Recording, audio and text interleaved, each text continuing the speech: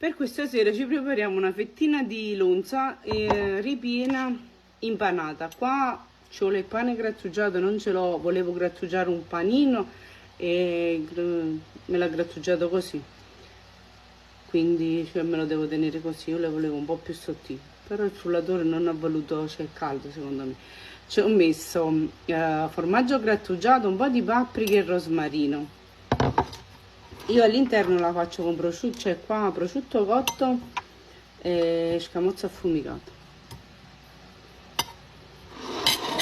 Quindi prendiamo la lonza, ci sta, un po' di sale, quello che sentite in sottofondo è sempre il ventilatore, un po' di sale. Prendo la fettina di prosciutto, ci metto la scamozza dentro e chiudo così, poi metto qua, arrotolo così e con uno stuzzicadenti chiudiamo qua così. Io mo le preparo tutto e torno, non vi muovete che torno subito. Ecco qua, le passiamo il panno grattugiato così. Io le metto direttamente qua perché le faccio in friggitrice ad aria. Ho messo un po' di olio di oliva, ma va bene qualsiasi tipo di olio. Magari non le passi nell'uovo, no, non è obbligatorio. A noi piacciono anche così. Ecco qua.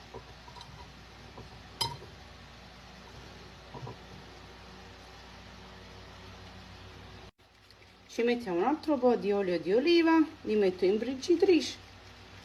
Nel frattempo ci preparo una bella insalata vicino e torno.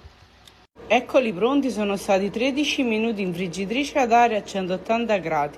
Li ho fatti stare 6-7 minuti da un lato e poi li ho girati. Ci ho fatto una bella insalata.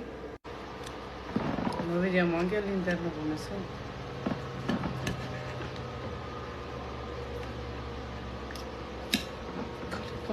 Quello più chiaro è il prosciutto cotto, mi raccomando. Ok, non lo so, questo è crudo. No.